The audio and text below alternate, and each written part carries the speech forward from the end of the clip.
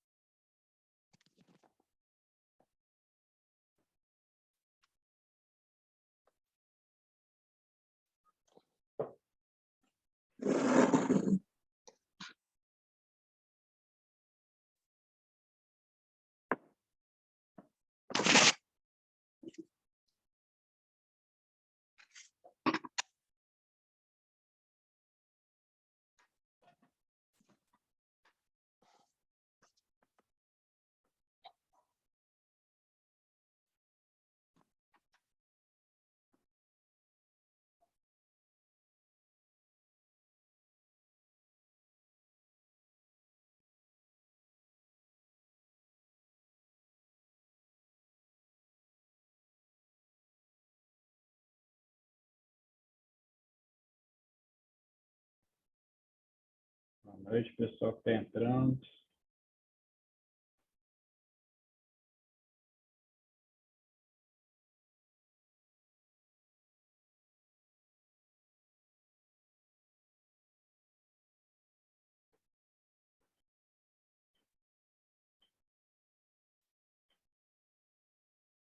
Hoje a gente tem a satisfação de ter conosco aqui o professor Miller. Miller é um grande especialista na área tributária, é conselheiro do CAS, professor, mestrando. Finalizou o mestrado ou ainda não, Miller? Eu pretendo. Tá difícil, mas estamos caminhando. Está caminhando. Está caminhando também para ser mestrando. Você entrou nessa também, né? Também entrei nessa, sei como é. Você está sabendo, então, como é que é. Todo mundo fala que é bom, né? Igual piscina gelada. Mas eu que agradeço o convite, com os exageros aí do Pedro. Não sou nenhum especialista, sou estudante eterno, estudante como vocês. Tenho o privilégio e o prazer de ser convidado para bater papo em algumas faculdades aí, mas isso não tira de mim o status de eterno estudante. Estou tentando resolver aqui o problema de uma pessoa que tenta entrar.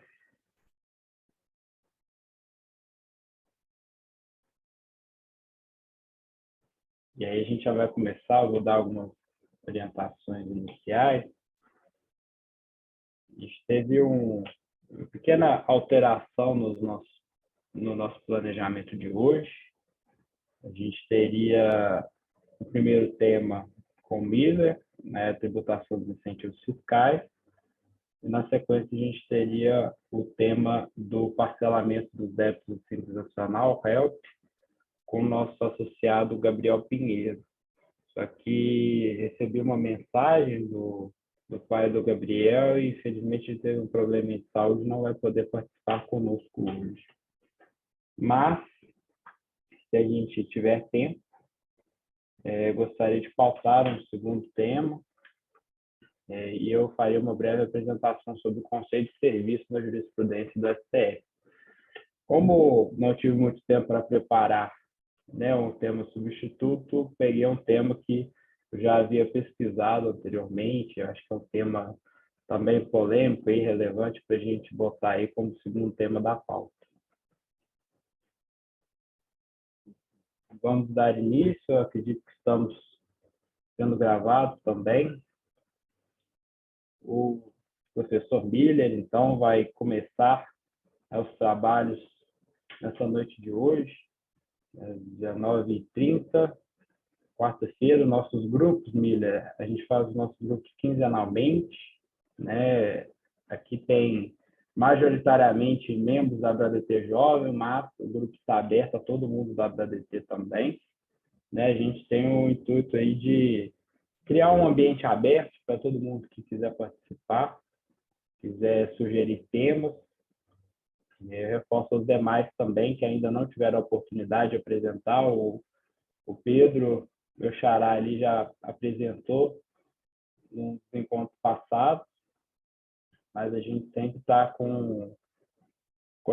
aceitando sugestões, e quem tiver algum tema de interesse, é muito legal esse ambiente, a gente pode ver a opinião das outras pessoas, né? Poder praticar um pouco também, apresentação de determinado tema, testar ideias, né? Às vezes aí alguém está com alguma ideia para uma monografia, para uma dissertação, ou já apresentou, né? Como foi o meu caso, por exemplo, nosso primeiro encontro foi sobre semestre de falta, foi um tema que eu escolhi falar no meu TCC da pós-graduação, do IBET. Então, eu sempre incentivo todo mundo que quiser, que já tem escrito sobre algum tema, tem escrito algum artigo. O importante aqui é que sejam temas que ainda não foram discutidos, porque a gente tem muito tema interessante, né? Eventualmente a gente pode até repetir algum tema, mas a princípio vamos escolher temas novos e que o tema seja relevante, seja controverso, para gerar algum tipo de discussão. E o tema que o Miller vai tratar hoje é um exemplo, né, de tema controverso, que é a tributação dos incentivos fiscais. Esse é um tema que já vem, né, já há anos aí na jurisprudência, temos decisões relevantes do STJ, temos decisões no CARF, tivemos, né, uma alteração legislativa substancial, que foi a Lei Complementar 160, e a discussão continua, né? A discussão, achamos que ia, pelo menos, melhorar um pouco, mas também sempre temos soluções de consulta nova da Receita Federal, né, às vezes mudando de entendimento também. E eu quero escutar, né, aprender um pouco com o Miller, né, o que ele preparou aí para falar no nosso encontro de hoje, e ao final a gente fará os debates. Né? O intuito aqui do grupo é fazer um breve relato do tema, né? Pode ficar à vontade pelo tempo que precisar, ainda mais que a gente não terá, a princípio, um segundo tema. A gente terá o segundo tema só se a gente tiver tempo, né? Então pode ficar à vontade pelo tempo que precisar, e ao final, né? Só lembrando que ao final a gente fará alguns debates, e eu já anotei algumas coisas aqui, algumas observações que eu quero esperar a fala do Miller, mas já tem algumas provocações aqui de antemão também sobre esse tema. Então, Miller, pode ficar à vontade se quiser projetar alguma apresentação, se não, a bola está com você. Obrigado, Pedro, pela apresentação, pela oportunidade de estar aqui debatendo com vocês. Gostaria, antes de qualquer coisa, elogiar a iniciativa. Um grupo de pessoas que se reúne um dia útil, né, que poderia estar em lazer, descansando, mas se reúne para discutir, estudar direito tributário. Isso é um ponto muito importante. Eu acredito que isso é um diferencial na carreira, porque você sai um pouco daquele ambiente meramente e exclusivamente profissional, né, da advocacia. Eu não sei exatamente qual a função que cada um de vocês exerce, mas a gente passa por uma análise mais acadêmica, que é importante, como o Pedro mencionou, ele está no mestrado aí, eu também entrei, né, nesse caminho acadêmico, e, bom, eu não preparei nenhum material, até porque eu já fiz algumas presunções antes mesmo de começar o grupo. Presumi, bom, um grupo de estudos, então eu acredito que se é um ambiente mais aberto, me senti mais confortável para conversar de forma mais franca com as pessoas, né? Então, mais do que ensinar, eu não vou ensinar, eu não pretendo ensinar, mas devendo jogar algumas coisas aqui e perguntar para vocês também, porque é um tema que ele se arrasta literalmente há uns 40 anos, acredito. E ele não tem, é tão velho que sempre é novo. E já se tentou solucionar. Eu poderia dizer que há pelo menos uma dúzia de soluções de consultas da Receita Federal. Tem até uma muito recente, eu não sei se eu tive a oportunidade de passar para vocês, porque, assim, semana muito corrida, mas tem uma agora de final de março de 2022. Se alguém quiser abrir para acompanhar, pessoal, é a COSIT 15, 29 de março de 2022. ela tem como tópico que é incentivos fiscais, incentivos e benefícios fiscais e financeiros relativos a ICMS, subvenção para investimento, lucro real, exclusão, existência e condições. Bom, antes de qualquer coisa, o que é benefício fiscal, né? Benefício fiscal, que foi durante muito tempo tratado ali da lei das SAs e tudo mais, né, que foi a chamada, conversava com o telefone com um amigo essa semana, que ele passou por essa época, da lei a reforma do imposto de renda de 76 e 77, a lei das SAs é de 76, o decreto 1598 é de 77. Então, foi uma mudança muito grande. Então, de lá até aqui, o tratamento da apuração de imposto de renda foi evoluindo.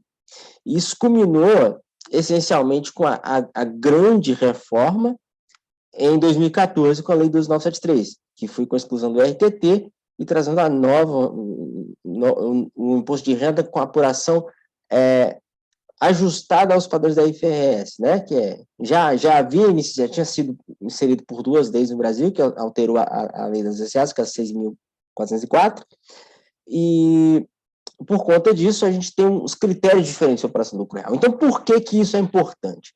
Porque o conceito de lucro, por natureza, já é um conceito muito delicado, difícil de ser definido.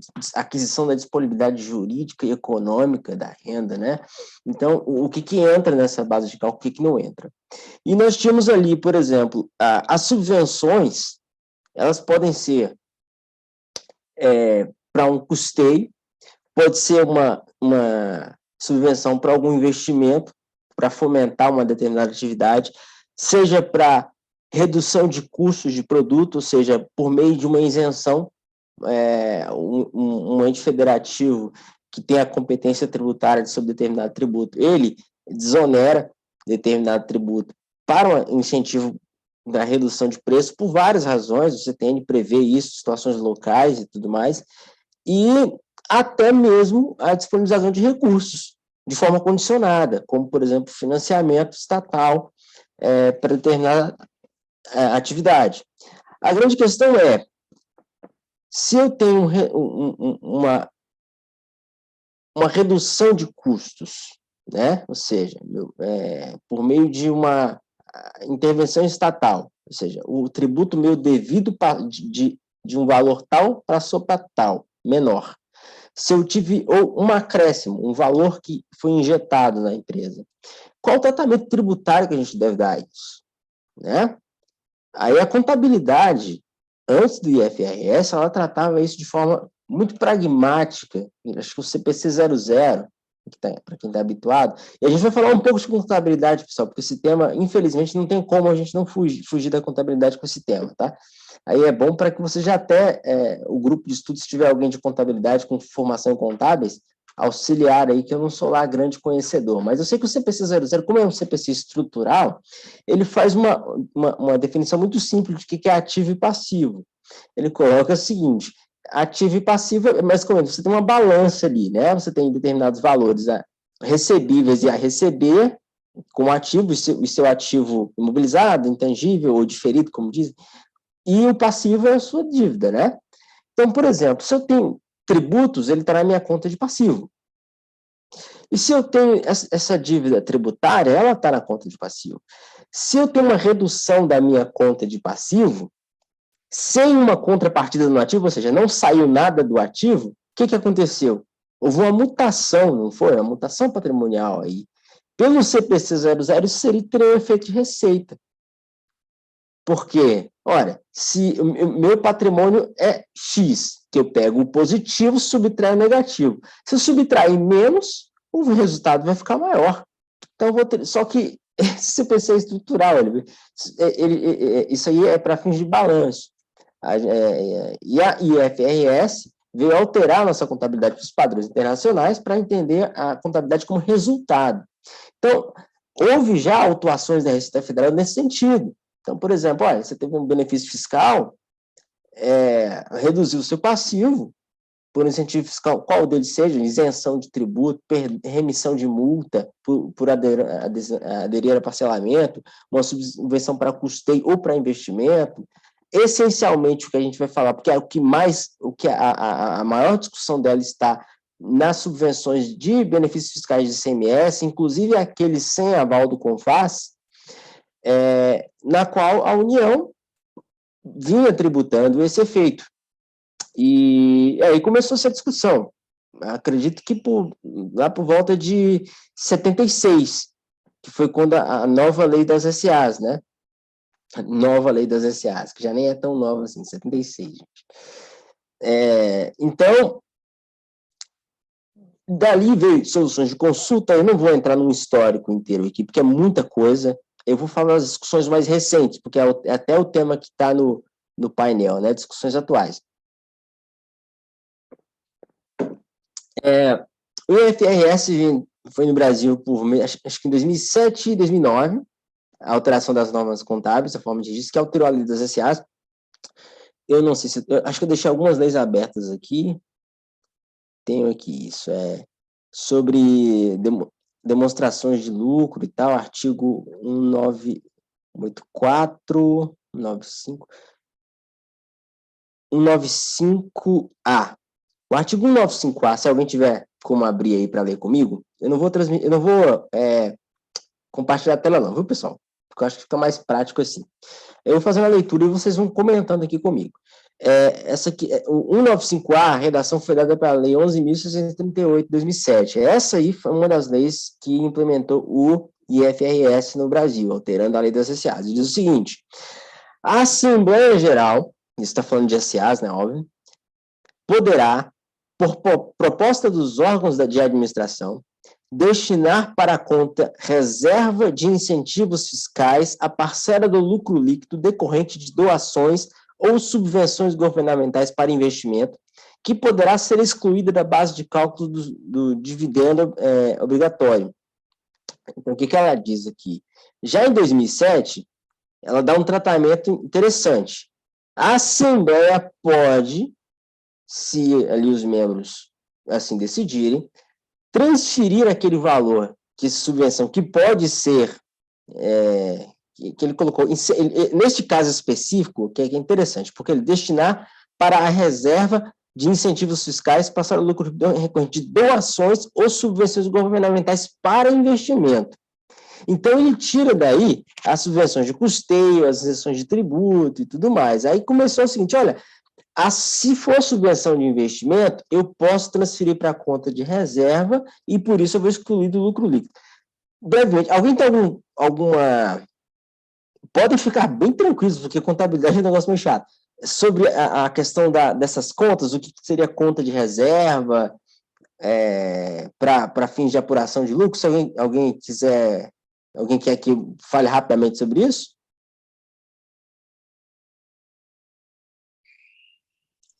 Fica à vontade. Eu vou entender o silêncio como sim. Olha, eu gosto do pessoal participativo, gente. É mais divertido. Então, a questão é a seguinte. Conta de reserva, dentro da contabilidade, você tem contas e subcontas específicas. Isso para vários fins. Fins de registro, de demonstração, principalmente SAs.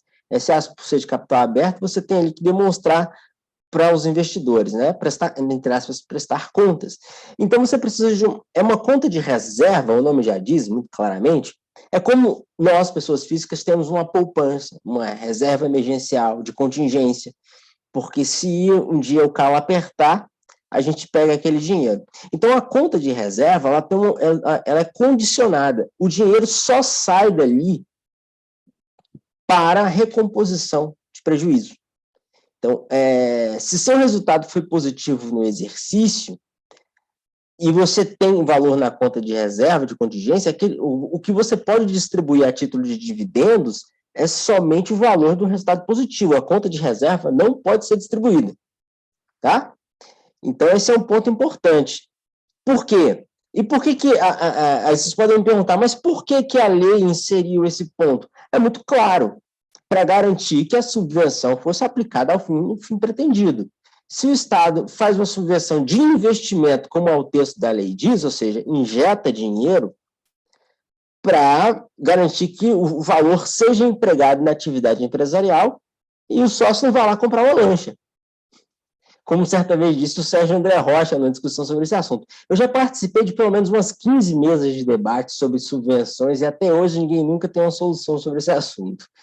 E o Sérgio André Rocha comentou, mas o entendimento dele que, pelo posicionamento atual hoje do STJ, a legislação atual, o sócio pode pegar o valor da subvenção e comprar uma lancha, que está ok. Mas, enfim, a gente pode entrar nisso aí depois. Então, isso é para garantir que seja aplicado no fim específico. E, então, aí começou-se a discussão sobre a natureza da subvenção. O que é subvenção para investimento? O que é subvenção para custeio? Aí, o STJ chegou a se posicionar sobre esse tema. Acho que o Mauro Campos, eu não vou lembrar qual foi. Gente, eu não sou de lembrar número de acórdão e de coisas, eu vou falando pelo que vem na cabeça aqui, tá? Eu tenho um voto meu aqui, eu vou achar de que ano foi esse voto. Esse voto é de 2019. Eu cito aqui, posicionamento do STJ, o recurso especial 1.605.245 do Rio Grande do Sul. E relatoria do Mauro Campbell, e ele diz o seguinte, que se tornou irrelevante a discussão a respeito do enquadramento do incentivo para custeio, subvenção para investimento ou recomposição de custos para fins de determinar essa exclusão, já que o referido benefício foi excluído do próprio conceito de receita bruta operacional. Essa é uma discussão que veio aí do Mauro Campbell, depois da Lei 12.973 de 2014. Por quê? Por que 12.973 de 2014? Ela fez a reforma do imposto de renda, no artigo 12, ela foi muito importante para PIS e COFINS, especialmente, porque ela define no artigo 12 o que é receita, que também é outra confusão. Porque, veja, eu estou falando aqui de subvenção, por favor, me interrompam se minha linha de raciocínio não estiver coerente, tá? Porque o tributário, ele vai se unindo e uma ponta vai puxando a outra, sabe? E você não consegue segregar um assunto só sem entrar em outros. Então, se a gente está falando de subvenção, exclusão da base de cálculo do lucro, a gente tem que falar de conceito de receita ao mesmo tempo, então tem toda uma confusão que vem arrastando-se há muito tempo. Então, essa lei 12.973, ela não só trouxe uma solução para imposto de renda, para subvenção, mas também para PIS/COFINS, que é o conceito de receita. Ela definiu no artigo 12 lá as modalidades. A receita operacional é essencialmente pela prestação de serviço, venda de mercadoria ou encontro de reserva de terceiro, que seria a receita financeira. Ou qualquer outra receita fruto da atividade empresarial. Então, o Mauro Campbell, eu vou aqui assumir que esse recurso aqui que eu citei para vocês, ele é após a lei 12.973 de 2014. Então, ainda assim, ainda havia uma discussão sobre esse assunto, né? Aí veio a lei complementar 160, que aí vamos entrar no ponto que é o principal do assunto. Ela veio para, como colocar em termos populares, colocar uma pá de cal no assunto. E ela diz o seguinte: todas as subvenções são consideradas para investimento. São subvenções de investimento. Não tem mais diferença. É incentivo fiscal? É subvenção para custeio? É isenção de tributo? Vai ter o tratamento tributário fiscal de natureza jurídica como subvenção para investimento. Por quê? Porque enquadra perfeitamente no 195A, que era a mens legis, ou seja, a vontade do legislador foi o seguinte: olha, eu não quero tributar subvenção. E o pessoal a Receita começou a discutir, não, a lei só falou de investimento. A legislação falou, não, eu quis dizer tudo, agora conserto, por meio de uma lei complementar, que altera, inclusive, essa lei complementar 160, além de fazer isso, ela altera a 12.973 no artigo 30, e fala, olha, todas são para investimento, mas eu coloco aqui para vocês no artigo 30 algumas condições. Ou seja, vai ser excluída da base de cálculo desde que cumpridas essas condições. E as condições não são muitas outras diferentes daquelas que já estavam no artigo 95, que é reserva em conta, só que a diferença é o seguinte, vou tentar ler aqui para vocês, se eu estou com 12.973 aberto aqui, tá aqui. Artigo 30 do 12.973. Pessoal, eu peço uma gentileza, se alguém estiver falando no chat, eu estou com duas telas aqui, eu não consigo ver o chat, se alguém puder Eu estou mandando no chat só as leis que você está Ah, vendo. tá. Só para Se facilitar for pergunta, pode falar. Pode deixar. falar aqui que eu vou ajustando. Mas vamos lá. Artigo 30, ele diz, as subvenções para investimento, inclusive mediante... Olha só, a redação, como ela é interessante. A redação do artigo 30 dos 973. As subvenções para investimento, já chamando por investimento, inclusive mediante isenção ou redução de impostos, então já está falando, olha, subvenção para investimento parece que é um gênero do qual a isenção de imposto é espécie. Não é essa então, isso foi uma lei que teve um caráter, na minha opinião, interpretativo.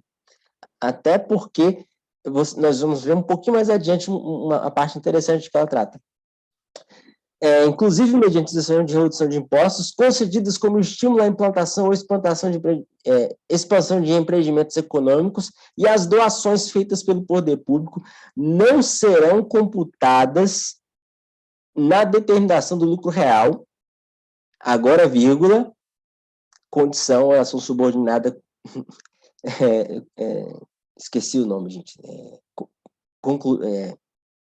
conclusiva, não, ação subordinada aqui, condicionada, isso mesmo, ação subordinada condicionada, desde que sejam registradas em reserva de lucro, a que se refere o artigo 195A. Então, ela fez referência assim, olha, eu estou interpretando o 195A da Lei das SAs. Vocês ficaram com essa mesma impressão também? Porque o 195A da Lei das SAs, ela fala, a Assembleia Geral poderá propor destinar a reserva de incentivos fiscais do lucro líquido decorrente das subvenções governamentais, que poderá ser excluída da base de cálculo. Só que ela fala só reserva de incentivos fiscais, né? E fala de subvenção governamental para investimento. Aí veio a 12.973, no artigo 30, ela ampliou o conceito de subvenção para investimento, incluindo as isenção de tributos, redução de impostos, estímulo à implantação, doações e tal, desde que seja registrada na forma que está o 954, então numa conta de reserva de contingência. Então, ou seja, esse valor, se foi uma redução de tributo, se foi um investimento, se foi um crédito de ICMS, uma remissão, um incentivo fiscal, mas isso não foi registrado contabilmente em contingência, ou seja, numa conta de reserva, aí você está automaticamente desobedecendo o que a lei mandou, desde o 195A lá, em 76, até aqui na 12.973 de 2014. Aí ela diz o seguinte,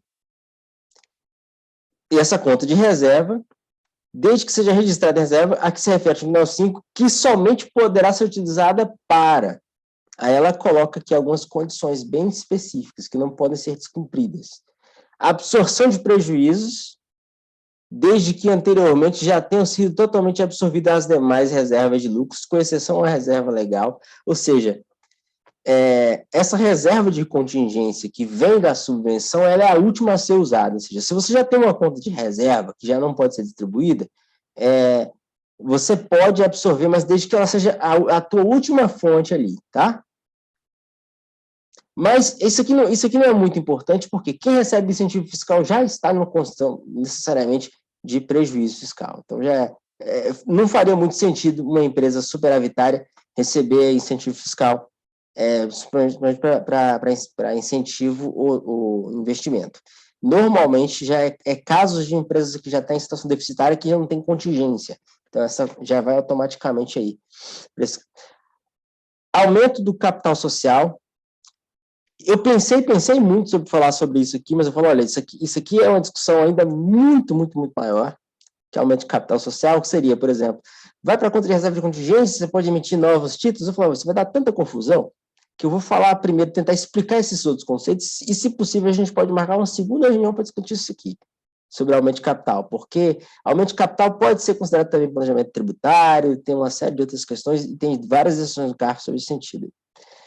Aí ele diz aqui, parágrafo 1º, na hipótese do inciso 1, ou seja, para absorção de prejuízos, né, a pessoa jurídica deverá recompor a reserva à medida que forem apurados lucros nos períodos subsequentes. Então, o que ele diz? Olha, Você tirou ali da subvenção, repõe ali para... Mas na medida que você começar a ter lucro, se o resultado operacional for positivo, você tem que recompor aquele valor. Ou seja, a garantia de que a subvenção está sendo aplicada especificamente para operacionalizar a empresa, ou seja, impedir distribuição de dividendo. É essencialmente isso. Se eu pudesse resumir o que essa lei quer dizer, os incentivos fiscais dados por meio de redução de tributo ou por qualquer tipo de subvenção não podem ser distribuídos aos sócios, porque é para pessoa jurídica. Porque quando é distribuído por dividendo, não tem nem discussão, não se tributa. Aí o sócio, a empresa está deficitária, recebe incentivo fiscal, não é registrado em reserva de contingência, e daí a empresa cai no prejuízo, a empresa recompõe, começa a lucrar, você pega aquela subvenção que te ajudou a levantar, aí o sócio vai lá e compra um Mercedes, compra um BMW, tá lá. Pô, é justo com o contribuinte? Não, não é. Então, pela adequada destinação da subvenção. O segundo ponto as doações e subvenções de que trata o CAPT serão tributadas caso não seja observado o disposto no parágrafo 1º, ou seja, se você não cumprir esses requisitos, elas serão tributadas. E aqui tem a situação, aqui, por exemplo, ou seja, dada destinação diversa de que está previsto no CAPT, inclusive nas hipóteses de, e aqui taxativamente algumas hipóteses, que é a primeira delas, capitalização do valor. Capitalização seria o quê, pessoal? Capitalizar você poderia utilizar esse tipo como um empréstimo de investimento em uma conta bancária ou títulos de valores imobiliários, enfim, investir no mercado financeiro, você não pode capitalizar aquilo, né? Capitalização do valor e posterior restituição de capital aos sócios, tá vendo? Sempre com essa ressalva de sócios, né? Ou ao titular, mediante redução de capital social, hipótese em que a base para a incidência será o valor restituído, limitado ao valor total das exclusões decorrentes de doações e subvenções governamentais para investimento. Ou seja, esse texto todo aqui é para dizer o seguinte: você não pode tirar esse valor, aplicar em um fundo, fazer que aquilo ali tenha um rendimento, você recompõe aquilo e o lucro ali você aproveita dele. Não. 2, restituição do capital sócio ou ao titular mediante redução do capital social, ou seja, redução do capital social é o seguinte: então, se a empresa está em prejuízo, eu reduzo o capital social da empresa, ela deixa de estar deficitária, então eu posso usar a reserva de contingência como se fosse lucro operacional. Não, você não pode fazer isso. Restituição de capital sócio ao titular, mediante redução de capital, nos 5 anos anteriores à data da doação da subvenção, tem esse requisito também de 5 anos. Com posterior capitalização do valor da doação, sim, e integração à base de cálculos dos dividendos obrigatórios, que também todos, na minha opinião, todos os 3 incisos do parágrafo 2º mantêm a mesma premissa, de que garantia de que aquele valor será aplicado para uma empresa que precisa de um incentivo. Então, o Estado está atuando como operador econômico. A intervenção do Estado na economia, elas são muito restritas pela própria Constituição. E quando ela tem uma atuação no mercado privado, ela não pode colocar uma empresa em condição de melhor do que outra, por meio de uma atuação estatal. Que uma empresa ela venha a ter lucro por conta de uma atuação estatal que não possa ser extensível aos outros. Então, ela limita bastante o uso dessas. Então, o papel aqui é mais uma função social da subvenção. Então, em tese, as outras coisas que estão aqui nos capítulos, nos parágrafos do 3º, né, e no 4º e 5º, dizem respeito essencialmente a requisitos que a subvenção deve cumprir para ela não ser incluída na base de cálculo do lucro, para fins de tributação. Pedro, tem quanto tempo mesmo? Pode ficar à vontade. Então tá joia. Então vamos lá. Então vejam só. Então, a Lei Complementar 160, no caso, ela alterou a 12973, como eu já contextualizei para vocês, que foi uma lei que alterou o imposto de renda, veio para ajustar o imposto de renda a normas de contabilidade internacional, que é a IFRS, ajustou para colocar essa pá de cal. Falou, ó, é assim que funciona, subvenções são todas consideradas para investimentos, de acordo com o artigo 195A da 6.404, todas são para investimento, não são tributadas no imposto de renda, não são considerados lucros do exercício, se cumpridos os requisitos. Se você descumprir, tal. Mas aí, a Receita Federal tem, né, aquele órgão, a administração tributária, né, que é COSIT, ela sempre manifesta essas, você pode, por meio de uma consulta motivada, ou às vezes por um pronunciamento para uma solução de uma divergência de entendimento, ela faz a interpretação dela da lei. Eu diria que deve ter pelo menos uma dúzia ou mais de interpretações desse dispositivo, da Lei Complementar 160, que é de 2017, pessoal. Tem 5 anos. Isso era para colocar uma pá de cal no negócio, tem 5 anos e a gente ainda tem discussão sobre isso. Então, na sanção de consulta, as mais recentes que eu tenho aqui, deixa eu ver. Olha, a 145 de 2020, a 108 de 2021, a 201 de 2021, e como falei, essa última recente aqui, 29 de março de 2022. Eu coloquei essas aqui apenas a fins exemplificativos, mas tem muitas outras. Qual foi o grande problema dessas? Vamos lá, vou citar aqui, por exemplo. A 145, ela diz o seguinte, a emenda: incentivos fiscais, incentivos e benefícios fiscais ou financiamentos financeiros fiscais relativos ao ICMS. Ela está falando especificamente do ICMS, essa subvenção, essa questão de consulta. Subvenção para investimento, requisitos e condições. A partir da Lei Complementar 160, os incentivos e os benefícios fiscais ou financeiros fiscais relativos ao ICMS concedidos por Estados e Distrito Federal e considerados subvenções para investimento por força do parágrafo 4º do artigo 30 do 993, poderão deixar de ser computados na determinação do lucro real, desde que observados os requisitos e as condições impostas pelo artigo 30 dos 973, dentre os quais a necessidade de que tenham sido concedidos como estímulo à implantação ou expansão de empreendimento econômico. Muitas pessoas começaram a questionar de que a Receita Federal estava ampliando as condições que não estavam na lei. E aqui eu estou lendo só a emenda, né? O texto isso foi um motivo para a lavratura de diversos autos de infração, dizendo, olha, tá ok, está na reserva de capital, mas você não me fez uma prova aqui de que foi usado. Olha, a lei, ela fez, eu como eu mostrei para vocês, que deixou, parece que ficou confuso no 195A da 6.404, o que seria a diferença de subvenção para investimento, para custeio, e ela diz depois, olha, toda subvenção é para investimento, todo incentivo fiscal vai ser considerado investimento e não vai ser tributado desde que colocado na conta de reserva.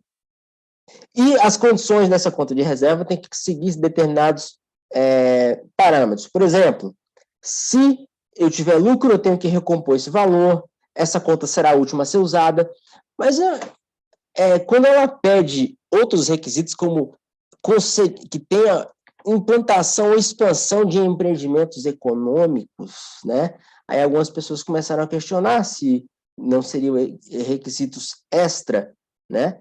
Porque dependendo da situação da qual a empresa ela está financeiramente, ela já está deficitária, a subvenção para o investimento ela não vai ser possível com a expansão.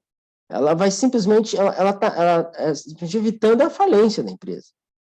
Então, você está, ou seja, concedendo um benefício de CMS, registrando aquele valor numa conta de reserva de contingência para impedir a distribuição aos sócios, para que seja aplicado na empresa, mas não necessariamente o que significa que vai resultar obrigatoriamente num resultado positivo a ponto de expandir os resultados econômicos. E aí começam as discussões.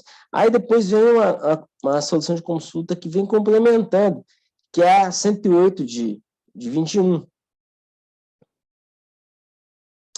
que trata, por exemplo, ela está vinculada a essa solução de consulta 145, a ementa é a mesma, e ela coloca mais um parágrafo aqui na ementa, olha, os incentivos benefícios fiscais ou financeiros de ICMS concedidos sem nenhum ônus, olha só, já estou colocando outras coisas que a lei não trata, né?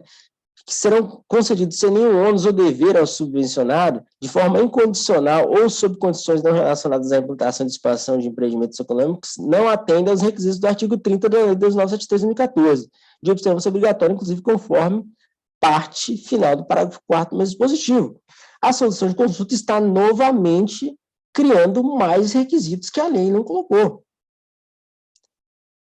E por que, aí vocês perguntam, pessoal, mas olha, mas eu não posso reverter isso no judiciário? Pode. Você pode reverter isso no CARF? Sim, a decisão do CARF é favorável, mas empresa quer contencioso? Não.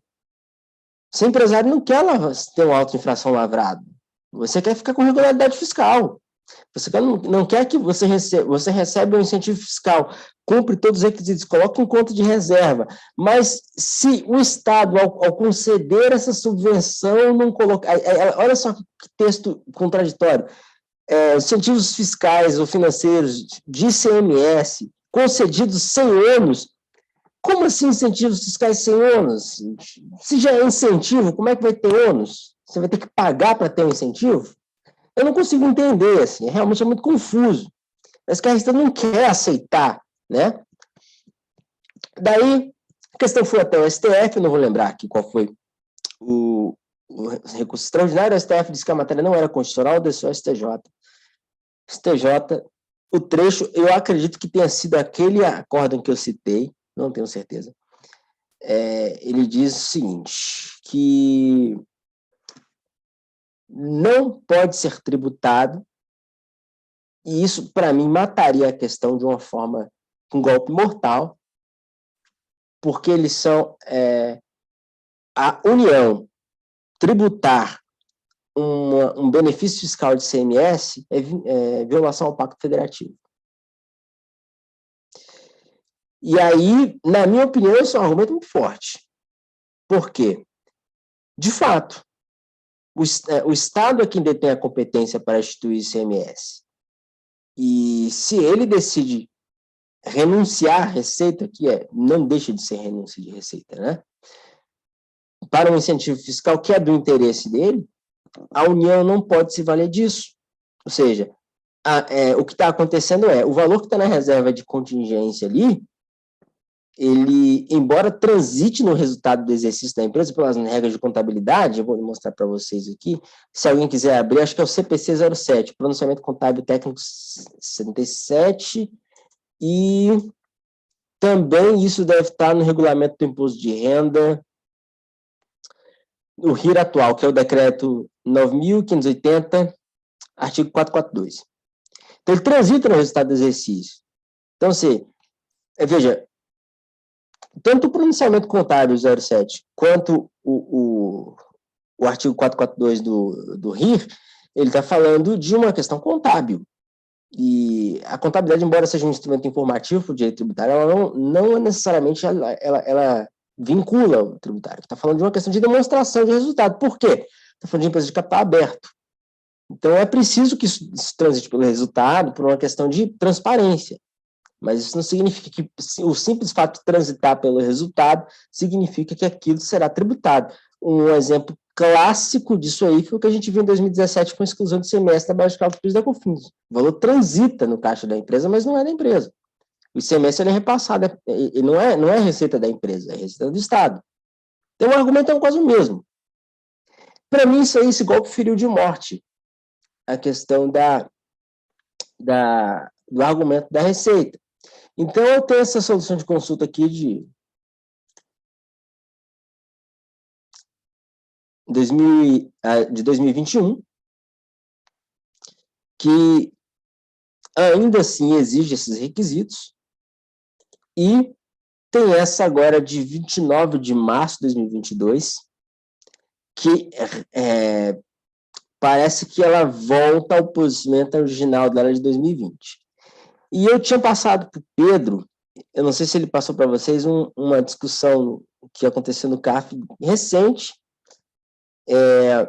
no qual, inclusive, nem foi por unanimidade foi o Caio, que foi o conselheiro que fez o voto vencedor, o relator estava negando o provimento, porque ele entendia que era uma empresa do estado de Goiás, que era um projeto lá, acho que era Fomentar, uma coisa assim, concedia uma série de benefícios fiscais para determinada empresa, a empresa comprovou nos autos que havia registrado em conta de reserva, que tinham cumprido o requisito do artigo 30 da 12973, mas ainda assim a Receita Federal elaborou auto-infração com base no entendimento da solução de consulta. E o auditor fiscal, não, o conselheiro, relator, entendeu por manter o auto de infração por não cumprimento dessa exigência. E o voto do Caio, que voto vencedor, que eu acho interessante, muito interessante vocês leiam, eu até conversei com ele recentemente sobre esse assunto, a gente está coordenando um livro aí, ele está escrevendo justamente sobre subvenções, que é um tema que nunca acaba, que ele diz, olha, gente, depois da Lei Complementar 160, que alterou o artigo 30 da 12973, é só aquilo, é só o que está no artigo 30, qualquer outra exigência não possibilita a tributação. E, acima disso, o posicionamento de que seria também uma invasão de competência, porque trata-se de uma violação ao pacto federativo.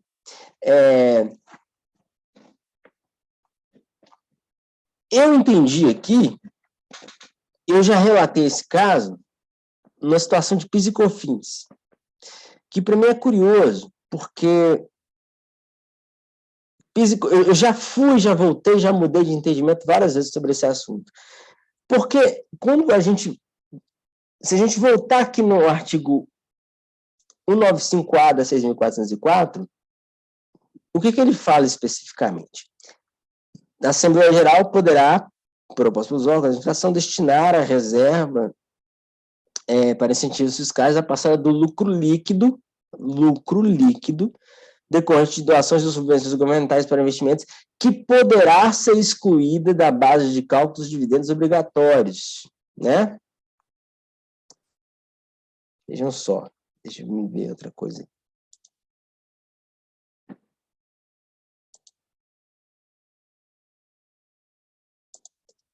Eu quero achar outro dispositivo aqui, pessoal.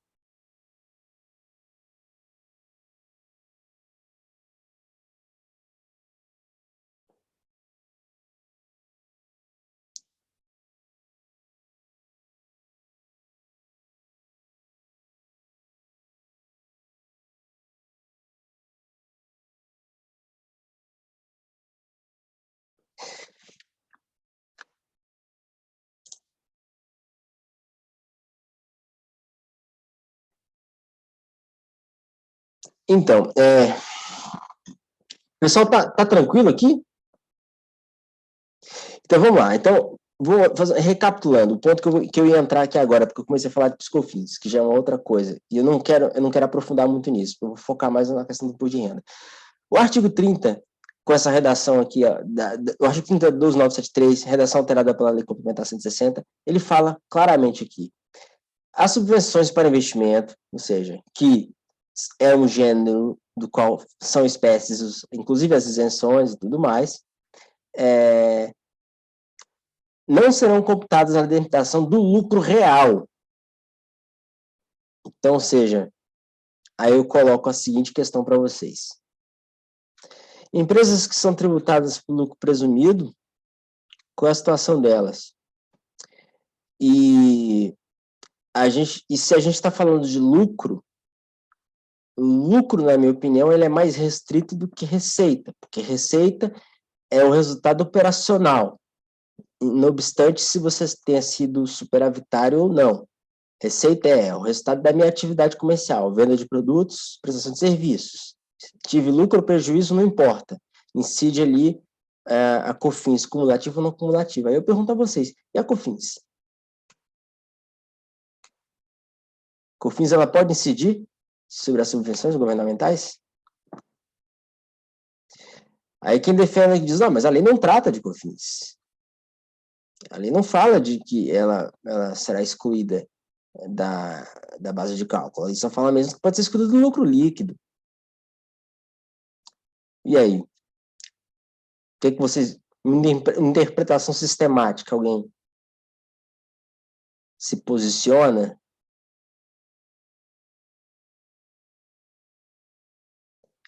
Porque, pessoal, essa é uma matéria que ainda não tá definida, em tese. Eu relatei isso há pouco tempo, em 2019, o meu posicionamento mudou um pouco, mas já me posicionei sobre isso. Mas eu entendi o seguinte, eu vou falar para vocês, o argumento é um argumento que fere de morte para mim a tentativa de tributação dos incentivos fiscais, que é a violação do Pacto Federativo. Então, o Pacto Federativo ele é maior do que a lei. Ele é maior do que a Lei Complementar 160, ele é maior do que a 12973, porque ele é constitucional. Então, você não pode União tributar estados, e a COFINS é de competência da União. Então, é uma contribuição que incide sobre o faturamento, que é o artigo 12 lá, da própria 12973, né? Aí você fala, mas Miller, mas e aí? Como eu vou colocar receita em conta de reserva de contingência?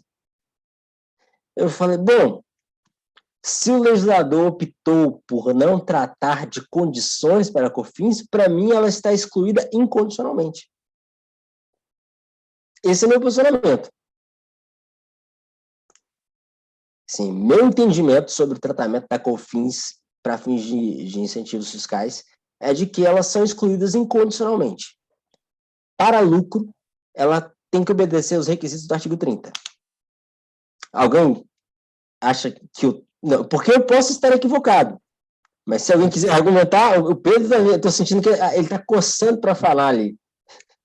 Vamos começar um pouquinho, comentar essa história, né? Eu estava até voltando aqui na lei de PIS/COFINS não cumulativo, tem uma previsão expressa que fala que na integralidade de cálculo do PIS e depois na outra lei do COFINS, as receitas de subvenção para investimento.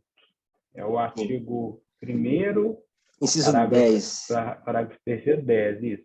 E está assim, inclusive mediante isenção e redução de impostos, ser redundante, né, concedidas como estímulo à implantação e expansão de empreendimentos econômicos e de doações feitas pelo poder público. Sim, e seja, está aparecendo a mesma redação do caput. Quem deu redação a esse inciso aí? A lei 12973 também. A 12973? Foi a lei que a mesma lei que tem o artigo 30, que trata do imposto de renda. Então, na minha opinião, o legislador ele teve a oportunidade de versar sobre a PIS/COFINS, sobre esse assunto. Então, tá aqui, ó. Não integram as subvenções, inclusive mediante isenção e redução de imposto, concedidas com estímulo à implantação e exportação de empreendimentos econômicos de doações feitas pelo poder público. Aí, tem um posicionamento do Caio, que eu acho interessante. Que ele diz que numa posição kelseniana, isso eu conversei com ele, quando ele saiu esse voto, eu chamei ele para conversar, ele disse melhor, é o seguinte, entre 12973 e 160, quem alterou quem? 160 alterou a 12973. Então, ele falou, esquece a lei complementar, esquece a 12973 com relação à questão desses condicionamentos para PIS e COFINS. Porque teria que constar na 160 por uma questão de, segundo ele colocou, é o posicionamento dele, de hierarquia kelseniana, que a lei complementar estaria acima da lei ordinária. Alguém discorda? Essa discussão é boa. Se a lei complementar ela é hierarquicamente superior. Algumas matérias constitucionalmente... a matéria não é constitucionalmente atribuída à lei complementar, né? A lei reserva algumas questões à lei complementar, mas em questão de hierarquia constitucional, a Constituição é hierarquicamente superior à lei complementar e ordinária, mas a ordinária e complementar, elas têm quórums diferentes de aprovação, mas e aí? Mas independente disso, você visualiza uma contradição entre a lei complementar 160 e a 12973? Sim, porque uma é mais específica e mais recente do que a outra, né?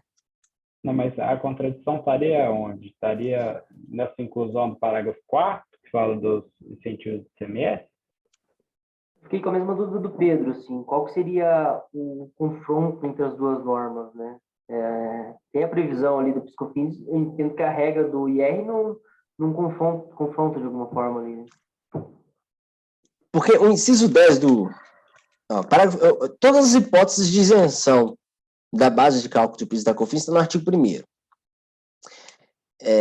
Então, aqui acho que o parágrafo 3º, inciso 10.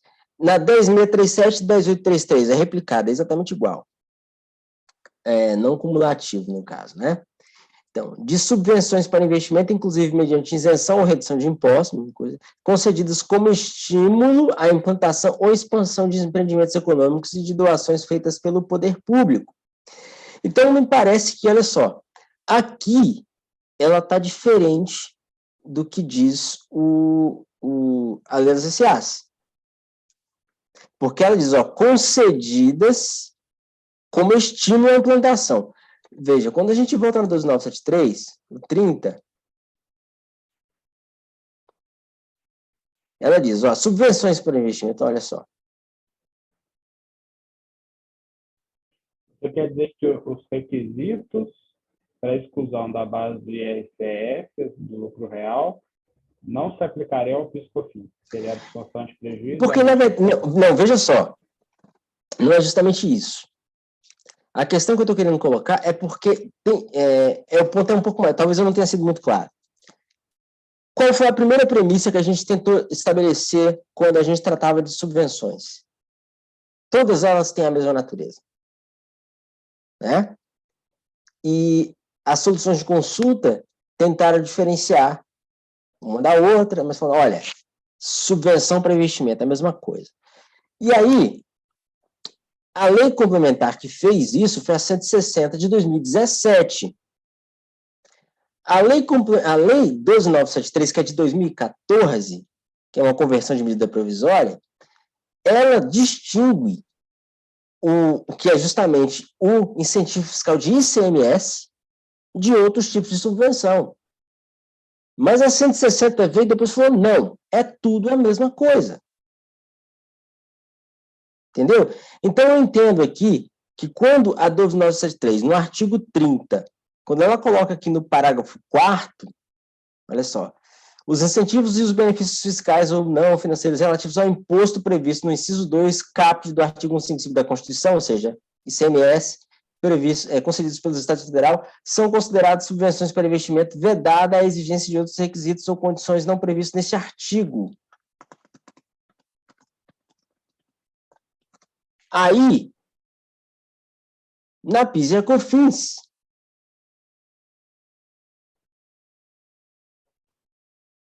ele coloca aquela questão de extensão.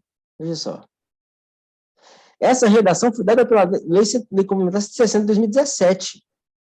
Só que a 10.637, a 10.833, o inciso 10, ele diz, concedidas como estímulo à implantação ou expansão de empreendimentos econômicos. Não parece um requisito que... Eu acho que eu entendi seu ponto, Miguel. Se você me permite, eu queria tecer também algumas considerações como eu enxergo esses dispositivos. Vai lá, manda aí. Brevemente. Manda aí. Eu vejo, né, o caput do artigo 30, né, que fala de subvenções para investimento, como uma possibilidade. Né? Ele fala assim, as subvenções para investimento, e aí a gente teria esse requisito, que seria como estímulo à implantação e expansão de empreendimentos econômicos e doações feitas pelo poder público. Ou seja, essas serão características para se enquadrar como subvenção para investimento. Isso capta. Então, uma primeira possibilidade, né, de exclusão da base do IRCS, que também vai se aplicar ao PiscoFins, seria isso, subvenção para investimento, mas desde que é concedido como incentivo à implantação e expansão de empreendimentos econômicos. Eu vejo uma segunda possibilidade, que é os benefícios fiscais do ICMS.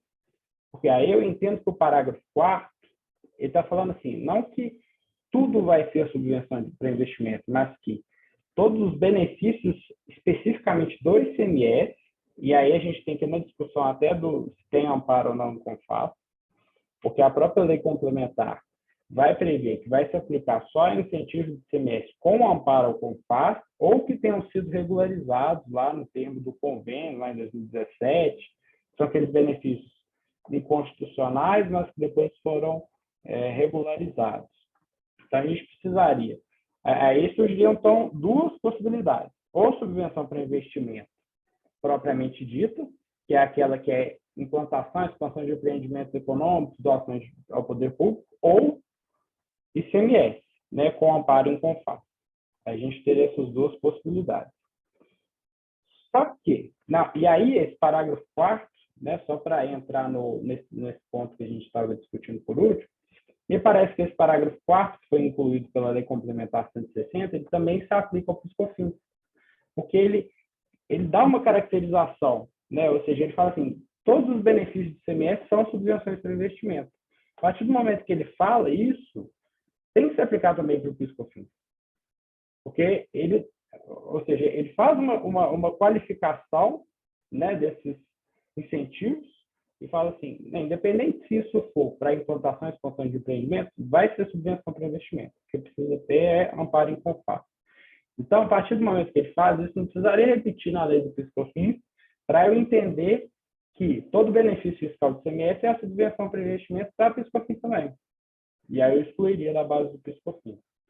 Então, esse seria um ponto, né? Essas subvenções para investimento, mais os incentivos do ICMS, se enquadrariam na literalidade desse artigo 30 e seriam excluídos do IR, CS, PIS/COFINS, também, né? E com a ajuda dos outros incisos os outros dispositivos da 12.973 que modificaram as leis do PIS e da COFINS. E aí, uma segunda questão seria, e nos casos em que não há observância desses requisitos? Se a gente tem, por exemplo, uma subvenção para custeio que não seja de ICMS, ou que seja de ICMS, mas sem amparo e CONFAS, né? E a gente tem uma série de outros incentivos fiscais que não vão ser enquadrados como subvenções para investimento. Será que a gente precisaria, então, incluir isso na base do IRCS, do PIS/COFINS?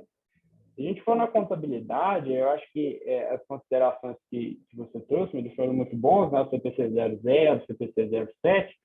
Me parece que o fato de ter uma redução do passivo, né, sem uma mudança no ativo, né, isso gera uma receita. Porque a partir do momento que você reduz o custo, ou você ganha um benefício que é configurado, né, como uma receita, isso tudo aí vai gerar um acréscimo, né, patrimonial, um acréscimo lá nas contas patrimoniais de acordo com a contabilidade. É aí o que Me permita interromper rapidamente aqui, Pedro. Claro. Porque, assim, você falou do CPC 00, eu me cocei aqui, que o 00 é estrutural. Ele já teve o R1, R2, R3.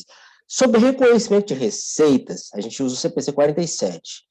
E ele depende obrigatoriamente de uma vinculação com uma atividade empresarial. Então, esse entendimento já foi superado até, de que uma redução de passivo sem contrapartida no ativo. Antes já foi tributado, mas isso já foi superado. Eu citei isso como um exemplo, que por exemplo, transitava na conta do resultado, mas aí eu citei, é a mesma raciocínio do ICMS, transita no resultado, mas não é receita. Então, por isso que a gente não pode tratar o CPC 00, a gente tem que usar o 47. E só para lembrar, a base de cálculo do PIS da COFINS no artigo 1º, artigo 1º, parágrafo 1º, que é o artigo 12 do Decreto-Lei 1598. Ou seja, venda de serviço, prestação de serviço, venda de mercadoria ou receita financeira. Se não for isso, não é receita. Não é base de cálculo do PIS/COFINS. Então, para mim, isso mata a questão da tributação da subvenção para o PIS e COFINS. Beleza. Eu posso levantar mais uma discussão aí para a gente debater junto? Deixa eu só rebater o Miller ponto, né? O Miller tem razão que o CPC 00 é só estrutura conceitual. A gente cita o 00 porque ele dá conceitos, né, do que seria receita, ele fala que é aumento no ativo, redução no passivo, e o CPC 07 que vem falar das subvenções. E o CPC 07 ele nem diferencia o que é a subvenção para custeio ou para investimento, são as subvenções governamentais. E aí a gente pode até questionar, né, os efeitos tributários do CPC 07, né, até que ponto, de fato, né, poderia haver a tributação pelo PIS/COFINS, né, se essa receita contábil é uma receita tributária também, né, mas o CPC 07 manda registrar como receita essas subvenções. E aí a gente tem esse problema tributário.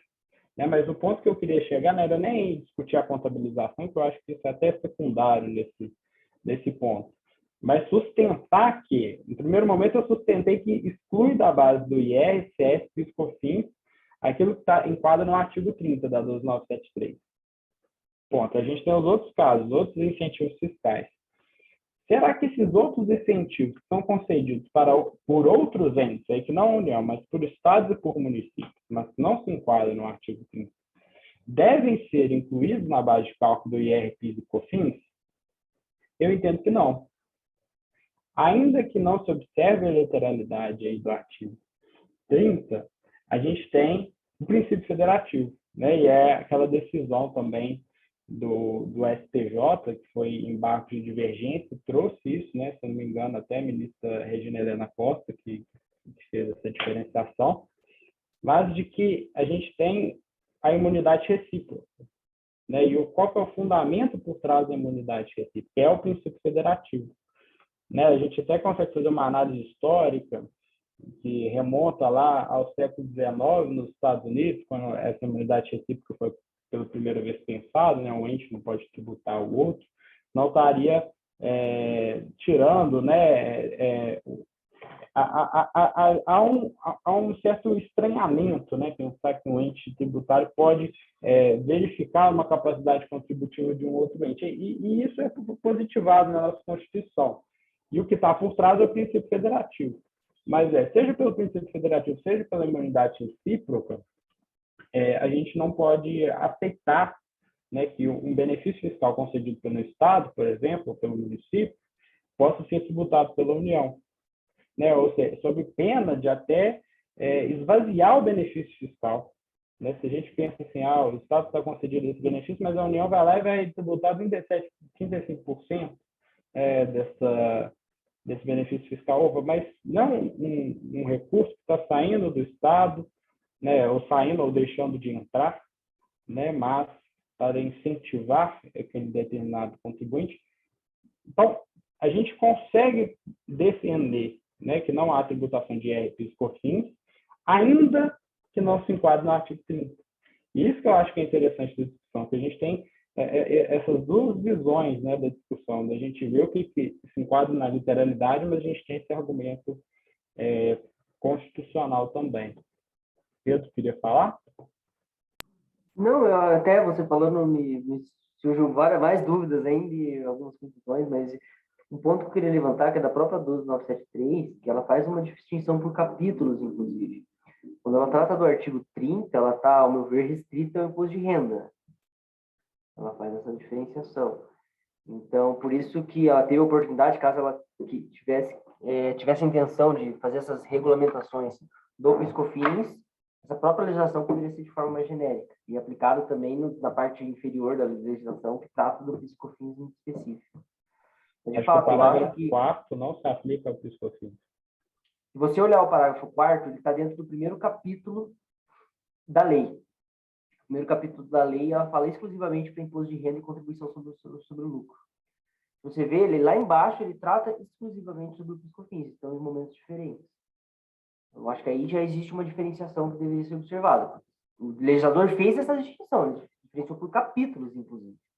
Apesar da lei como um todo tratar dos 4 tributos, ele fez uma diferenciação. No primeiro capítulo, no qual está o artigo 30, ele está restrito ao imposto de renda e ao ACSLL. Então, acho que é mais um ponto aí que numa análise inicial, eu fui verificar até para ver a extensão dessa regulamentação e me causou até mais dúvidas que eu não tinha prestado atenção nesse ponto, de que ela está, a princípio, vinculada ao IR. Bem colocado, Pedro Fontanhas. Fontanhas, né? Fontanhas ou Fontanhas? Fontanhas. Assim, como vocês são da Abraço DT Jovem, provavelmente vocês não devem ter vivido a aflição de ver a medida provisória, que foi a 627, ser convertida em lei, extinguir o RTT e modificar o imposto de renda inteiro. Eu estava concluindo a pós-graduação e falei, Deus do céu, eu estudei imposto de renda com RTT antigo e pô, alterou tudo. Conceito de receita, até o conceito de receita para PIS e COFINS, ele veio pela 12973. Aí essa questão, muita gente perguntou, aí no escritório começou aquela discussão, gente, nossas ações de exclusão de ICMS da base de cálculo do PIS e COFINS, a gente precisa modificar alguma coisa, porque agora o conceito de receita bruta é outro, é o do artigo 12 do decreto 1598, que foi alterado pela 12973. A 12973 foi, como chamado, a reforma do imposto de renda. Ela teve a reforma em 76, 77 e 2014, são duas grandes reformas. Com a extinção do RTT, que regime tributário de transição, foi a grande diferença. Mas a provocação que eu queria fazer não era só essa. Ia ser para o Mineiro. O Pedro Mineiro defendeu o Pacto Federativo, que isso aí mataria a tributação do PIS e a COFINS. Aí eu te pergunto, e o PASEP? Essa imunidade que você está falando, recíproca, ela é para impostos ou é para todos os tributos? E se for para todos os tributos, o que a gente faz com o PASEP? Que incide sobre os servidores públicos e o município que recolhe para a União. E veja o que diz o artigo 1º da 10637.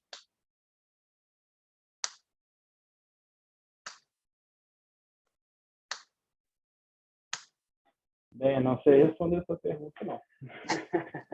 Tá vendo? Trouxe umas cutucadas boas. Mas eu entendo que a imunidade recíproca, ela ainda, né, abrir a Constituição aqui, fala de impostos, né? Imunidade vedada de tudo impostos sobre patrimônio, renda ou serviços um dos outros. Não está falando de tributo, está falando de impostos. Mas, apesar disso, é o que eu estava falando do Pacto Federativo.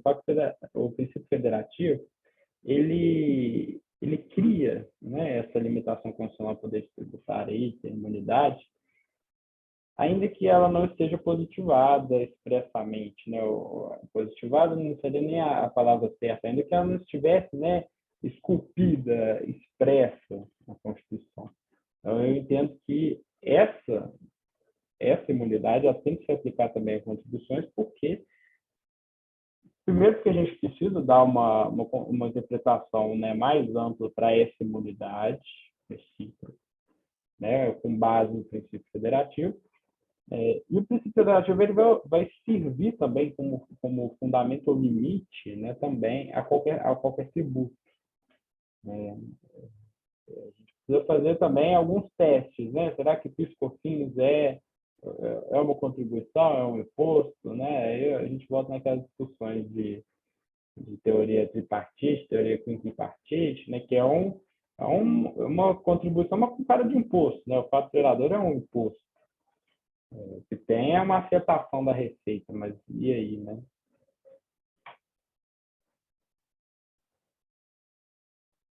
Eu quero fazer mais uma provocação aí, mas eu vou deixar vocês discutirem mais. O artigo 4º do CTN, né? Ele responde essa questão. Não importa a denominação, né, o que você dá, o que importa é as características do tributo. Então, o PIS é contribuição. É contribuição ao PIS, contribuição ao PASEP. O PIS, a gente chama só de PIS porque é programa de integração, nossa, esqueci o que significa. O PASEP é do servidor público e o PIS é o programa de integração social, que é para o privado. Mas são contribuições. A fonte de custeio é essa contribuição ao PIS. Alíquotas, tratamento, regime de anterioridade, tratado pelo direito tributário, tanto que a gente chama de PIS/COFINS. Sempre todo mundo fala PIS/COFINS, porque a dupla cuja lei é idêntica uma à outra. Só queria saber assim, quais eram os seus pensamentos sobre o PASEP, porque a gente nunca fala de PASEP, né? E o PASEP está na 10637. E como o Pedro levantou a questão de que não vai tributar PIS e COFINS por conta da imunidade recíproca aí eu queria saber os pensamentos dele sobre o PASEP. e se essa imunidade ela é para tributos ou só para impostos.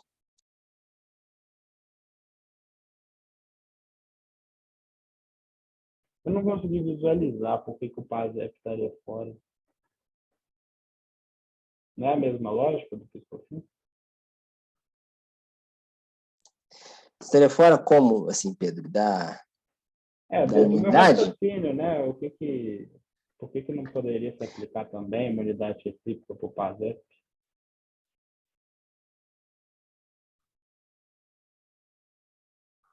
E eu até te perguntar, esse argumento do Pacto Estou tentando encontrar um negócio aqui. Esse argumento do Mas Pacto pode falar. Federativo e da imunidade recíproca, você acha que não se aplica ao PIS/COFINS? Afinal das contas, você Na minha opinião? concordou comigo ou na relação a essa segunda tese? Por outros fundamentos. Vou encontrar ele aqui, só um minuto. Enquanto procura, Muller, me permite ler um trechinho aqui de um ponto? À vontade, fique à vontade. Tá. Pedro, até para resgatar, para melhorar a discussão aqui, eu estou dando uma olhada na ementa do embargo de divergência lá que julgou esse tema, tá? Quando ele trata desse ponto, ele fala: o juízo de validade quanto ao exercício da competência tributária há de ser implementado em comunhão com os objetivos da federação, esculpidos no artigo 3º, dentre os quais se destaca a redução da desigualdade, Não está em xeque a competência para tributar a renda ou lucro, mas sim a irradiação de efeitos indesejáveis do seu exercício sobre a autonomia da atividade tributante da pessoa política diversa, em desarmonia com valores éticos constitucionais inerentes à organicidade do princípio federativo e em atrito ao princípio da subsidiariedade, que reveste e protege a autonomia dos entes federados. O trechinho que ele meio que resumiu, então, de fato, ele não se restringe àquela análise do 150 lá, que é renda patrimônio, enfim, dos dispositivos fala exclusivo para impostos, né? Ele fala mais uma análise constitucional mais geral, e aí ele fala desse pacto federativo. Pedro Mineiro, você poderia fazer a leitura para a gente aí na Constituição Federal 195, parágrafo 7º. Entidades beneficentes social. E ainda fala em isenção, né? Isenção no texto constitucional, você sabe o que significa, né? Isento de contribuição. Isenção é imunidade. Isenção na Constituição é imunidade. As entidades beneficentes do sistema social que atendem as exigências da lei. Quais as exigências do artigo 14 você tem? Aí eu pergunto a você. Você falou, não, porque o Pacto Federativo não está positivado. Será que o Constituinte originário poderia? Ele tem poder, porque se ele tratou das associações sem fins lucrativos no capítulo específico sobre contribuições, ele poderia aqui incluir também a questão do Pacto Federativo. Será não uma questão para você refletir aí se essa imunidade recíproca se restringe a impostos? Eu entendo que isso aplica contribuições. Você entende que aplica as contribuições? Porque tá, o Pacto Federativo e a necessidade de autonomia dos entes, ela vai além dos impostos. E o PASEP, cara? PASEP não é uma contribuição? Então, mas o que tem que ser uma contribuição? Também, se você cobrar... Também... A União cobra dos municípios o PASEP. Você diz por que dos servidores, não aplicaria isso em outras situações? Então não poderia existir PASEP. Agora eu entendi sua dúvida. Não poderia existir PASEP. Isso é uma outra tese. Eu estou te perguntando, se você defende que é isso, então a gente tem que acabar com o PASEP. Porque olha só, gente, eu não estou querendo colocar o Pedro na parede, não. Grupo de estudos. Grupo de estudos reflexão. Se eu sair daqui e eu conseguir deixar vocês com pelo menos uma dúvida, eu já saio feliz. Porque grupo de estudos não é para deixar vocês pensarem, é para a gente pensar, estimular o pensamento, falar, pô, bacana, esse tema que eu achava que eu sabia, eu vou precisar e vou voltar para ler um pouco. Então é isso que eu acho que é legal, a iniciativa do Pedro de criar um grupo de estudos, a gente trazer um tema aqui, não é para falar das questões pacíficas, não, mas a gente vai falar das controvérsias.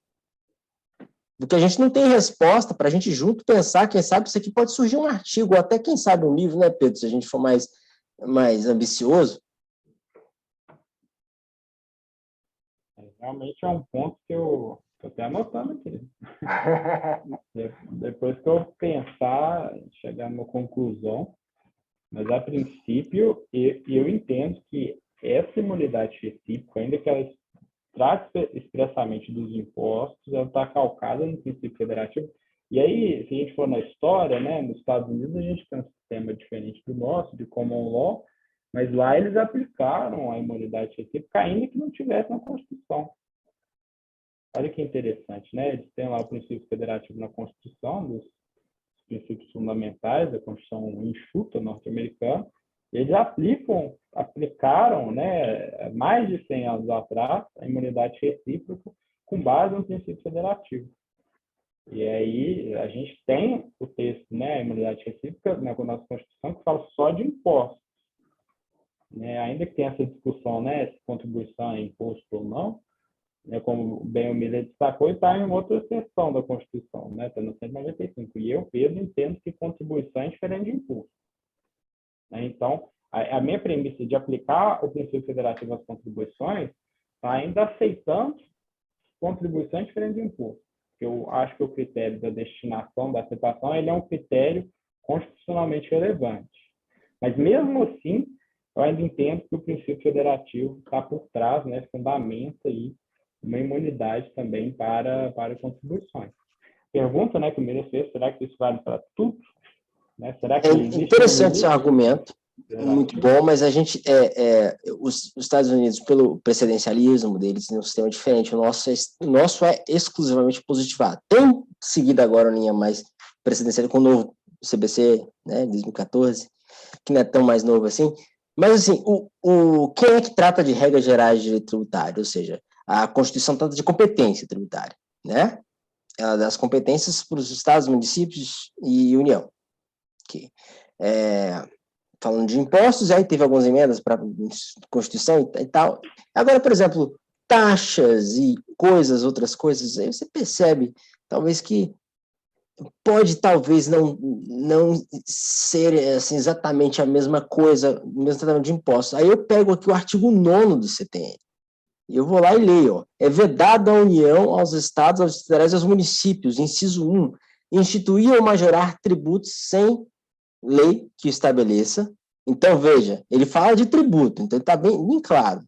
Instituir ou majorar tributos sem lei que estabeleça, ressalvando quanto à majoração disposta no artigo 21 e 26. Agora, no inciso 2, cobrar imposto sobre o patrimônio e a renda com base em lei posterior à data inicial do exercício financeiro que o corresponda. E, inciso 4, cobrar imposto sobre patrimônio, renda ou serviços um dos outros.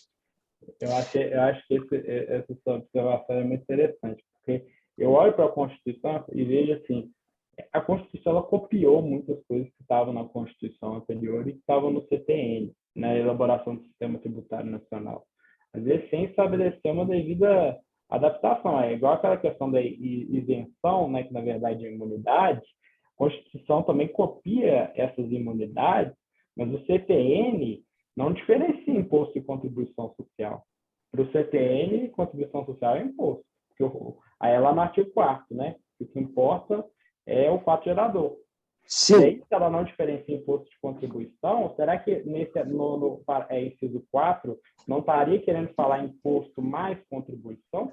Não, aí no caso porque o CTN seria em tese, pela sua ideia trazida, que é importante, né? Ele foi recepcionado pela Constituição de 67 e pela de 88, né? Porque ele é de 64. Então, você tem aqui no CTN uma teoria tripartite: impostos, taxas e contribuições de melhoria. Então, a gente tem aqui situação, pelo menos, taxa e contribuição de melhoria está autorizado pelo CTN, parece, né?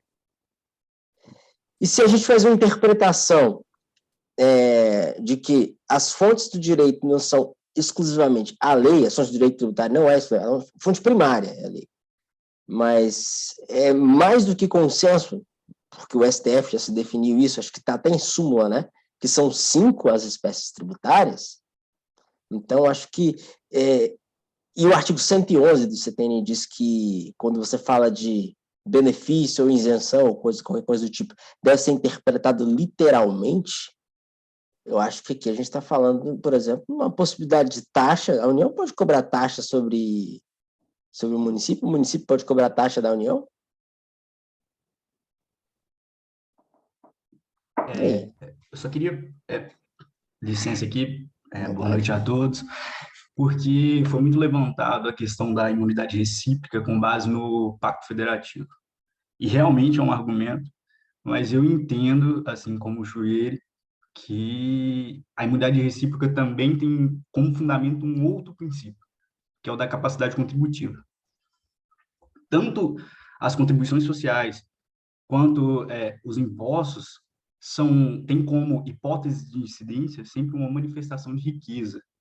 Então, se formos tributar, se a União for tributar uma manifestação de riqueza de um outro ente, tanto Estado quanto município, na verdade não tem uma capacidade contributiva sendo manifestada, porque tudo que o Estado e o município arrecada vai ser aplicado nos gastos gerais da coletividade. Então, não tem sentido. Ou seja, a função pública não é uma manifestação de capacidade contributiva. Eu acho que você está com Exatamente. toda a razão. Okay. Quais são as materialidades da taxa? A taxa tem que ser uma atividade estatal, né? Exercício de polícia, serviço público específico e divisível, não é uma manifestação de riqueza. Mas aí tem o princípio do sinalagma, né? Não tá, quando o Estado cobra uma taxa de uma pessoa, na verdade está cobrando dessa taxa porque tem um princípio do sinalagma. Eu estou cobrando exatamente o que eu estou gastando com essa pessoa. Por outro lado, as contribuições sociais e os impostos, eles são cobrados em razão dos gastos da coletividade no geral. Então, você vai concordar que, nesse caso, então, a imunidade ela não vai alcançar as taxas, por causa do sinalagma. Concordo. São Paulo, município de São Paulo, existe uma taxa pela coleta de lixo. Taxa pela coleta de lixo. Isso é um critério muito absurdo, mas é constitucional, já foi julgado, tá. Ok. Um prédio da União que está em São Paulo, o município de São Paulo pode cobrar taxa por coleta de lixo? Entendo que sim. Então não tem imunidade recíproca, né? Para taxa. Então a gente está falando aqui, a gente tem que voltar ao texto que o Mineiro falou, não, porque o CTN ele é anterior e a Constituição de Tributo copiou, então quando ele fala aqui de imposto, ele está falando de tributo, então esse argumento tem que ser melhor trabalhado. Está falando de contribuição também.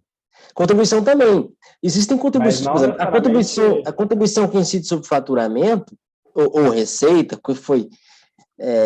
que se não são da época de vocês, mas, por exemplo, a CSLL e a COFINS, elas têm assim, um ancestral comum.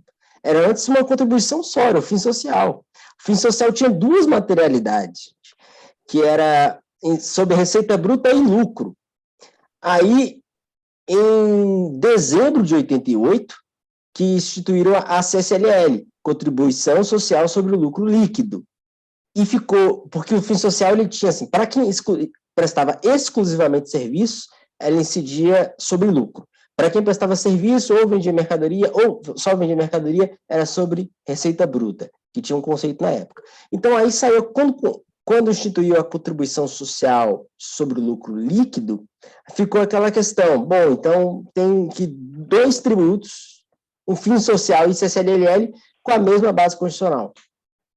Aí veio a emenda constitucional 20 para constitucionalizar a cobrança. A 20 foi lá e botou no artigo 195, inciso 2, separou lucro de receita bruta para poder complementar 70, não, 7, na verdade, PIS social, depois PIS/COFINS, que virou essa história toda. Então, o PIS/COFINS é uma bagunça, eu até escrevi sobre isso, vai ser publicado recentemente. Eu falo sobre o ancestral comum do PIS e da COFINS, e por que alguns tratamentos, assim, que a gente olha para esse Frankenstein que é hoje PIS/COFINS, eu provoquei vocês aqui colocando PIS/COFINS no meio da questão de subvenção, porque PIS/COFINS não é nada fácil. Nada fácil, porque tanta mutação legislativa que ele sofreu, ele nasceu com uma contribuição que incidia sobre receita bruta, que tinha um conceito muito simples, e aquilo no regime cumulativo, e depois foi criando regime não cumulativo, depois foi criando o conceito de insumo, depois foi criando isenções, foi criando crédito presumido, e essas são as grandes e inúmeras questões que eu coloco. Então, por exemplo, para não fugir do que a gente propôs aqui, porque a discussão está interessante sobre imunidade constitucional, mas eu queria só colocar aqui para não avançar da hora. Crédito presumido de CMS, vocês entendem, nesse caso, que o crédito presumido, ele pode, de alguma certa forma, representar uma subvenção, pelo que está descrito ali pelo artigo 30 dos 973? Eu acho que depende da natureza, né? A redução de base, no crédito presumido, o STJ já se pronunciou, o crédito presumido ele está incluído nesse conceito. O STJ acabou de aplicar isso para o diferimento, né? Isso. Não importa a natureza. Então, agora no mês 3, o STJ acabou de aplicar, afastou a tributação do IRDCS por causa de diferimento de semestre. Então, vejam vocês, olha, a Lei Complementar 160 de 2017, 5 anos, que veio para pacificar um tema, ainda está gerando esse barulho todo. Isso, se a gente falar só de lucro e CSLL. Isso eu nem coloquei PIS/COFINS no meio ainda. Se a gente começar a discutir isso, porque isso é discutido na terceira sessão lá do CARF também, mas majoritariamente a primeira que entra nesses pontos, porque tem tributação reflexa. Aí a primeira sessão acaba julgando PIS/COFINS também. Aí, esporadicamente, cai para mim. Caiu recentemente. Eu reconheci, eu citei o regulamento de imposto de renda, citei o STJ, citei o artigo 30 e falei, não incide, mas tem condição. E a parte não comprovou as condições. Então, eu falei assim, você não deve incluir a base de cálculo. A PIS/COFINS não seria, essa subvenção não seria tributada, era uma subvenção de ICMS, um incentivo fiscal. E eu falei, só que você não comprovou. Que você cumpriu, que o requisito básico que era esquecer conta de reserva. Você não trouxe nem o cuidado de trazer sua contabilidade. E, por isso, eu mantive. Mas no texto eu reconheço que, naquele entendimento que eu tinha, naquele momento ali, naquela leitura, naquele momento específico, eu entendia dessa forma. Já fui de posicionamento várias vezes, já mudei de posicionamento várias vezes e, bom, quando eu tiver que relatar de novo e votar de novo, não sei, eu tô mais ou menos com o entendimento quase firme, porque uma coisa é falar aqui academicamente, outra coisa é falar com algumas restrições regimentais, né, na hora de votar, mas eu já tenho um entendimento quase que formado sobre as subvenções sobre PIS/COFINS. Mas sobre o imposto de renda está bem claro, eu acho, né? Acho que a gente conseguiu avançar bastante no debate aqui. A gente viu que as soluções de consultas, elas se extrapolaram e a Lei Complementar 160 ela foi clara, alterando o dispositivo da 12973, que é de 2014, então, e colocou aquelas condições, aquelas e mais nenhumas outras, e, para mim, a situação está positivadamente pacífica sobre o tratamento das subvenções. Mas a Receita Federal ainda continua com as COSITs, né? Pedro Mineiro, o que você está rindo aí? É excelente, Miriam. Acho que essa discussão, né, a gente, de vez em quando, a gente, aqui no grupo, pega umas discussões que, se a gente deixar, a gente fica até o dia seguinte discutindo, né? O meu xará, os meus dois xarás Pedro aqui sabem bem disso. Mas em função do horário, né, a gente tem também uma pontualidade aí para encerrar nossos encontros. Né? A gente já chegou na nossa hora, mas queria agradecer bastante né, a sua participação conosco, Miriam. Acho que trouxe um tema aí, né, mas que acabou se desdobrando em várias questões muito interessantes, né, e eu acho que o nosso objetivo hoje foi cumprido, né, e foi tão interessante, a gente nem teve tempo de trazer o nosso segundo tema, que tinha pensado para o encontro de hoje, mas que a gente deixa aí para uma próxima oportunidade. Então, gostaria de agradecê-lo, né? As portas do grupo estão sempre abertas quando quiser participar, seja como ouvinte ou como relator, né? O Miller também é associado à Brasil, então conto com a sua ajuda para poder difundir o grupo, né? Divulgar aí, mandar para alunos, mandar para o pessoal que tem interesse, né? E conto aí com a sua presença em breve, no futuro, quando você puder. Eu que agradeço a vocês e a paciência de me escutarem aqui e parabéns pela iniciativa. Obrigado. Boa noite a todos. Então, eu fico... Os próximos encontros a gente dá notícia lá no grupo, a gente tem o grupo AbraDT Conecta, a gente sempre está mandando novidades e atualizações também no nosso grupo de estudos, né? Em breve a gente divulga os temas do próximo encontro. Um abraço, pessoal. Boa noite. Falou. Boa noite a todos, pessoal. Obrigado. Um abraço, Pedro.